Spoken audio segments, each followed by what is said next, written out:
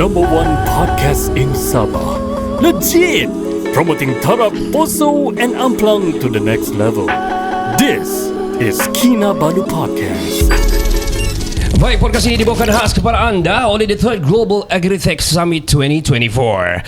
Come and join us this upcoming 8 and 9 of October di Sabah International Convention Center, SICC, for an amazing event in celebration with the future of agriculture. Di sini, di Global Agritech 2024 ini akan memberikan anda all scope of angles to upscale opportunities in the future of making agriculture more profitable, more productive, more sustainable to the era of modernization sesuai mengikut cabang bidang perdagangan anda. Ya, bukan itu sahaja guys. Di sepanjang 2 hari ini kita akan dihujani dengan conference, Q&A sessions, bual bicara daripada panel-panel terkemuka negara khas buat hadirin dan hadirat yang hadir sekalian.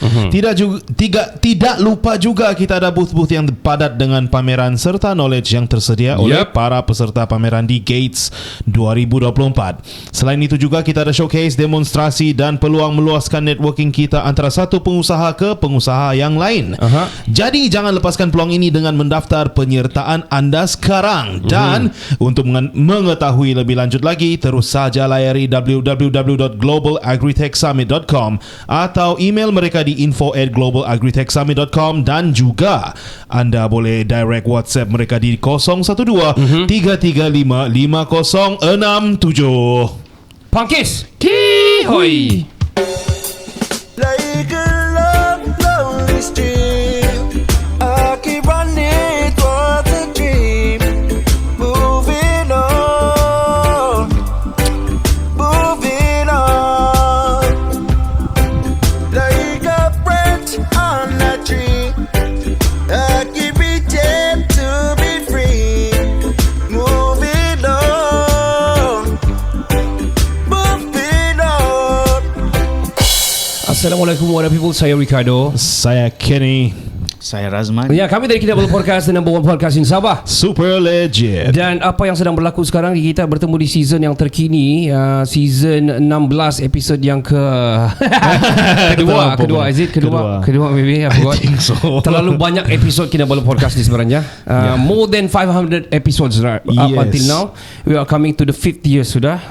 Lebih 4 tahun lebih di industri podcast atau audio content ini. Macam mana mau tahu yang sudah terlampau banyak episod? Pergi Spotify, di belakang tu nak dengar sudah. Ya, yang mula kita buat sudah dengar sudah kan? Ya, betul. And the best part untuk kali ini, kita mempromosikan Gates ataupun the Global Agritech Summit yang akan berlangsung pada 8 dan 9 Oktober ini, yang mana kita kali ini akan orang bilang menjadi pusat untuk satu summit yang sangat hebat, terutama yang menaikkan nama Sabah. Kerana Sabah ni terlalu besar. Betul. Yang mana kebanyakan kita sini adalah farmers, and what we do is agriculture lah. Yes, definitely. Dan hari ini kita ada special one.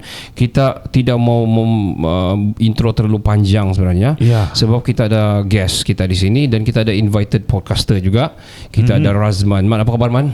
Alhamdulillah sihat. Young man. Razman, just an intro sikit lah. Razman Durhan ni kita pernah panggil dulu satu kali masa PKP. We do it online masa tu Clubhouse lagi. Yes man. So kita ada cerita pasal pemikiran Gen Z ni lah. Di mana hala tujuan pemikiran Gen Z sebagai ex-alumni of Universiti Malaysia Sabah, bekas ex-presidents of the Majlis Perwakilan Pelajar Negeri Sabah, dan UMS, Universiti Malaysia Sabah, dan juga dia sekarang adalah Parlimen Belia Malaysia. Dan dia ada, saya rasa dia lebih mengetahui tentang all this legislative dan juga perbendaharaan saya sebenarnya, to be frank, to advocate everyone, ataupun to orang bilang apa ni, apa ni kalau kita mau kasih tahu yang kita takut buat salah ni, what do you call that? Disclaimer lah. Disclaimer, yes, correct. That's the word. So disclaimer semua, saya ataupun Kenny, saya tahu the rest. Ilmu saya dalam perbendaharaan ataupun dari segi legislatif dan juga perundangan Malaysia ni, saya sangat kurang, to be frank. Saya takut mau Betul. Saya terus terang awal-awal. So we are trying to share what we know. Dan dalam masa yang sama ni, Razman, Kenny, kita ada satu guest, very prominent figure back in late 80s, early 90s last time. Ini lagi hebat. Ya. Dan dia ini adalah juga up until now dijadikan reference kepada ramai politician di Sabah ini. Di anchor. of Sabahan politicians lah. Wah, Can say. wah. Kau claim ke itu? Kau claim ke itu? Tak kita tengok lah macam. Idea claim lah kira. Kita ada welcome to the studio Kinabalu Podcast. Dato' Kalakau Unto, welcome to the studio. Thank you for having me. Yes, Wow. Dato' Kalakau, how are you? Okay, Yeah. I'm great that Okay. you are doing this podcast. Okay. Thank you. So, And we have our young man here. Yeah, Razman. Mr. Razman. Yeah. So basically kita sudah berbincang tentang tajuk-tajuk ataupun apa yang kita mau bincangkan, dan saya rasa very crucial dan sangat penting kepada rakyat Sabah. Betul. So berbalik kepada coming Dewan Undangan Negeri, pembubaran Dewan Undangan Negeri ini, Sabah, yang saya dengar-dengar hujung tahun, saya tak tahu allegedly lah. Nah tahu lah kan. Tidak tahulah Ya. macam mana kita punya ni permainan politik di Sabah ini dan di Malaysia ini sekaligus. Bubar lah. Tidak boleh gitu kan? Sembarang kan. Why? Tidak boleh kan? Why? Enlighten us, say. Because dia sangat penting untuk masa depan kita. Betul. So bukan sahaja dari segi ekonomi, bukan sahaja dari segi otonomi, bukan sahaja dari segi agriculture, jalan yang bagus, jalan yang tidak bagus, ataupun sumber pendapatan ataupun kewangan bajet ke negeri yang sepatutnya. So saya rasa sangat penting. Man, apa pendapat kau, Man? Sebelum Datuk kita tanya Datuk, Man, apa pendapat kau, Man, tentang kepentingan pembentukan Dewan Undangan Negeri yang lebih demokrasi dan lebih baik? I think bila bercakap pasal demokrasi kan, rasanya Sabah sudah terlalu demokrasi. Okay. In terms of macam mana kita mempunyai autonomy and everything lah. Okay. But it's how is actually we going to have a better understanding on what is actually we doing. I mean what we choose and everything. Okay. Sebab kalau kita demokrasi tapi tanpa panduan yang jelas, itu Okay. yang menyebabkan kita tu. So the most important thing is we must make sure kita punya next election ataupun apa-apa yang akan jadi, kita fokus kepada kepentingan negeri Sabah, something like that. Wow. I see. Okay. Betul. Wow. Demokrasi. Betul ke itu, Datuk? Ya, saya begitu terharu mendengar pandangan dan semangat orang muda macam Razman ini. Kalau ada 1000 macam ini, saya bangkit lagi, Oh. Hui. membantu. Woi, Datuk, I want to ask you. Let's go to the deeper level. Let's talk about Sarawak dulu. Sarawak sekarang adalah diorang terdiri daripada local bloc party ataupun a union ataupun a united party, semua local base. How are they doing as you see as for now after they done that? That is a very good example for how that aspiration of MA63 actually. Itu antara modul yang terbaik. Baik. Di mana semua parti-parti yang ada dalam kerajaan itu parti-parti Sarawak, local Baik. based parties. Okay. Jadi kalau umpamanya Sabah boleh terjemahkan serupa itu, dan kedua-dua Sabah Sarawak ini dikuasai oleh parti negeri Sabah dan Sarawak, ia membentuk satu sistem federasi yang lebih baik. Okay. Itu pandangan pribadi saya. Okay. I see. Tidak tahulah kan Razman. Man, pendapat kau, Man, tentang Sarawak I dan think- difference between us? I think kalau bercakap pasal Sarawak, saya setuju dengan Datuk bila dia sebut pasal yang Sarawak ni mungkin sedikit ke depan in terms of how dorang membawa dorang punya aspirasi, terutamanya dari segi localize dorang punya everything lah kan. But saya juga pada masa yang sama percaya bahawa kita sebagai rakyat Sabah dengan kelebihan yang kita ada, dengan apa yang kita ada sekarang, we can more better than them Okay. actually. Can But do we better. just it's just how is actually we going to do the politics things in a good way lah. Okay. I see. So How about you? You agree to that? I agree, but I want to know more about the benefits of doing this. Alright, as Datuk. Yes. Okey, sekiranya macam apa yang diperkatakan oleh saudara anak muda ini Razman tadi, memang benar. Kita terkedepan dahulu, kemudian kita sedikit tercicir.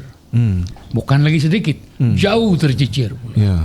Jadi remember the first government we have, USNO government, Berjaya government, Yes. PBS government. Then we must also understand, kita mesti faham 1994 merupakan satu tragedi whereby the kuasa politik Sabah itu diambil alih oleh parti daripada Melaya. Okay. Kita bukan anti Melaya, Alright. tetapi lihat apa yang telah terjadi. Okay. Your chief minister is not determined by you, is handpicked by The hand outside of the state. Kuala Lumpur. Okay. Yeah. So you miss it. Oh, remind us, Dato'.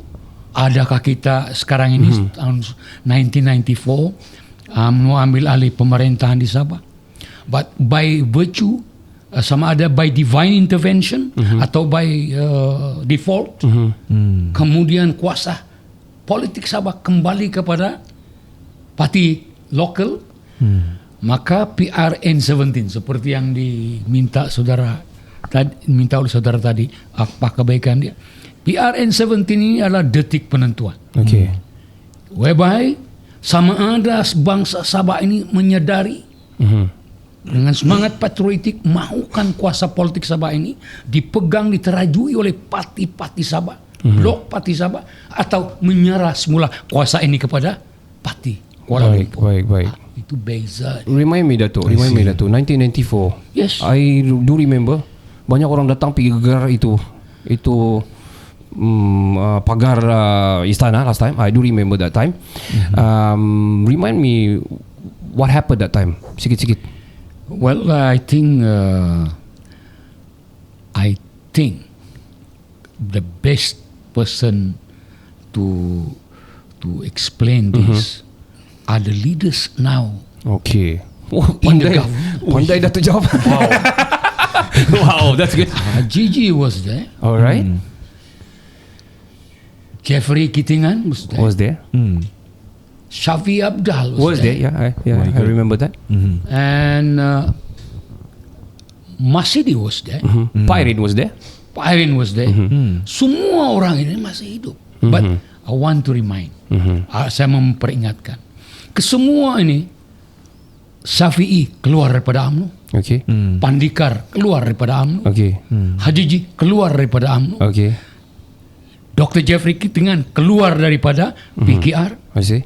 dan Daryl Laking keluar daripada PKR, Jun Wang keluar daripada DAP. Okay. Either they form their own party or join a local based party. So I don't see any reason mereka tidak boleh memikirkan sesuatu yang terbaik untuk kesatuan dan perpaduan parti-parti Sabah, I see. bangsa Sabah, Okay. demi Sabah. Okay. Dan kita ini bukan anti Semenanjung. Okay. But kita percaya dengan kedudukan di mana politik dikuasai oleh parti politik Sabah, ia dapat membentuk satu sistem federasi Okay. yang lebih inklusif. Okay. Dan kita bukan lagi subservient. Alright. Man, what is your take on Sabah ini menjadi sama seperti Sarawak, yang mana Sabah ini akan bergabung secara local block party lah, semua parti lokal untuk bergabung menjadi satu kesatuan, union atau united party, and working closely with the federal. I think I will start with apa yang Datuk sebut tadi. Dia sebut yang actually bila kita bercakap pasal politik Malaya, politik Sabah, bukan bermaksud kita anti Malaya. Betul. It's because Sabah terutamanya kita kesenjangan wilayah itu terlalu tinggi. Okay. Bila kesenjangan wilayah itu tinggi, maksudnya Ya, apa itu kesenjangan? Sorry. maksudnya jurang. Baik. Okay. Bahasa-bahasa bila- Gen Z ya. baru. So, bila- Ilmiah. Terlalu ilmiah. Okay. So bila dia punya jurang tu terlampau besar, Baik. kita pun sedikit ketinggalan. Bukan sedikit, macam Datuk sebut tadi, Actually. dia terlalu banyak, Okay. terutamanya dari segi pengetahuan, pendidikan, dan sekarang ni mungkin semenjak COVID tu pun kita sedar yang kemiskinan digital pun salah satu menjadi cabaran Yup. juga. So benda tu tidak mustahil berlaku di Sabah. So bila tiada satu bentuk kesedaran yang sebenarnya kita ni mempunyai satu jurang yang besar Baik. dari sudut ekonomi, peluang ekonomi dan autonomi dalam segenap hal, itu yang akan menyebabkan kita akan terus ketinggalan. So maksudnya solidariti itu penting Okay. untuk menyedari keadaan kita. Dan bila bermaksudnya solidariti itu datang, bukan bermaksud kita akan menyebabkan golongan-golongan lain seperti mungkin rakan-rakan kita di Semenanjung terasa terancam dengan apa yang Okay. kita bersolidariti tersebut. So something like that lah. Dia bukan bermaksud kita benci, tapi kita mau pastikan yang dorang mempunyai level of understanding yang sama. Saya mungkin ambil satu contoh supaya mungkin faham kan. Okay. So kalau kita di Sabah lah kan, it is easy for us to tahu pasal Semenanjung. I mean, kalau Anything to do with Semenanjung lah. Okay. Anything With the mainland lah. Yeah, Okay. kita semua Okay. tahu kan. Okay. Tapi when it come to Sabah, it is very hard for them to understand. Yeah. Macam contoh, kita mungkin masih di atas pokok dan sebagainya. So mungkin pandangan-pandangan sebegitu masih menyebabkan orang-orang Sabah sedikit rasa terkilan. Kita ini sudah lama bersama kan, Okay. daripada 1963. Tapi kenapa pemikiran-pemikiran begitu masih terbelenggu dalam pemikiran orang-orang yang rakan-rakan kita di Semenanjung? I'm gonna cut you. I'm gonna share you one story. Saya selalu kadang-kadang dulu banyak bekerja di Semenanjung dan sebagainya. Selalu juga saya diperkatakan ataupun dorong terbahasa bila lagi balik Malaysia, dia bilang. So saya memang kecilan. Saya terus terang katakan, sekejap saya cek dulu di Amerika macam mana. Saya cakap sajalah masa itu. So itu salah satu. Kedua, dia orang selalu akan bahasakan satu bila balik Malaysia, satu lagi dia orang macam itulah. Satu, they need to know. Actually orang Sabah paling banyak naik kapal terbang because urusan kenegaraan ini di federal. Berbanding dengan mereka, ini bukan mau membezakan dia orang lebih kurang terbang naik kapal terbang. Apalagi untuk ke Sabah because of kita banyak keperluan universiti dan sebagainya semua di pusat sana. It's facts. It's Yeah. facts. So actually kita patut berbangga lah. So, kita actually banyak kawan-kawan yang saya pernah bawa datang sini doing events and stuff. First time datang naik kapal terbang, first time datang Sabah because of actually that is why, that is the reason why. Betul. And I have one question regarding to apa yang kita Bincang lah. discuss tadi tu kan. So having the sort of a unified party, forming one party lah begitu. What, forgive me for my lack of knowledge or lack of understanding, if it's showing, is it this one keyword, bargaining power? Is it that power that we get if we have like a united front? Kira what is the are we can we gain access ataupun more request as a Saban, Datuk? Yeah. That is an important question. Itulah antara matlamat utama dan kebaikan yang perlu kita bangsa Sabah ini, orang rakyat Sabah ini, pemimpin-pemimpin parti Sabah ini memberi keutamaan, dan itulah dikehendaki di pihak grassroots sekarang ini, agar pemimpin-pemimpin parti politik sekarang ini, yang Sabah base ini berpikir. Baru-baru ini kita dengar Tan Sri Pendikar mencadangkan supaya kontes GRS 73. Okay. Itu satu kita mau. Sekiranya GRS tidak bertanding, 73 apa jadi? There will be no unity kan? Yeah. Bayangkan, dalam 73 seats, UMNO minta 30. I know. Hanya PH minta 30. Sudah 60. 60, berapa lagi tinggal? Yeah.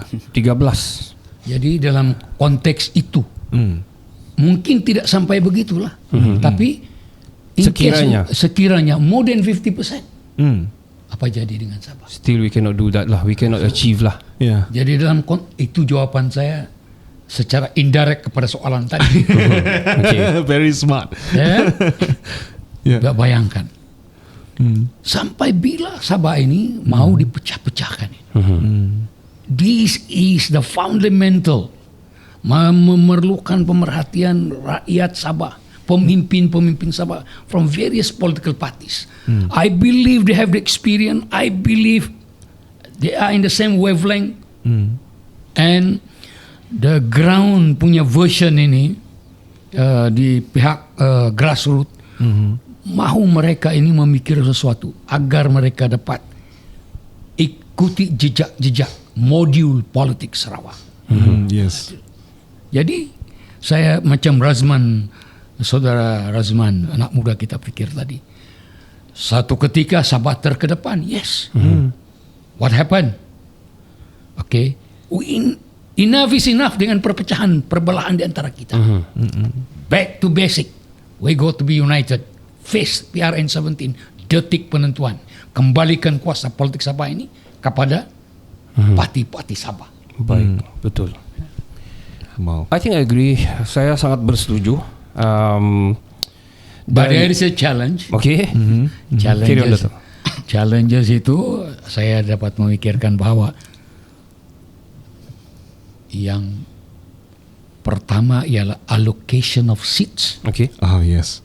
Itulah kadang-kadang terkadang memecah belahkan. Tetapi kalau bukan jumlah kursi jadi taruhan, I think they can settle the problem. Ya, taruhan ialah perpaduan, kekitaan, kebersamaan. I think itu boleh menyelesaikan. Okay, before we take a short break, Dato', as you said just now, Dato' bilang percaya dengan ini ketua-ketua leaders yang pernah stand dan pernah menang, pernah kalah dan sebagainya. Ini sekarang ingin bersatu hati. Allegedly, I don't know, probably. But saya pun percaya yang memang takkan diorang tidak berfikiran secara sampai ke tahap itu. Mana? So, including Dato' Haji G atau the CM of Sabah. So, do you think he's also in the same level thinking of that?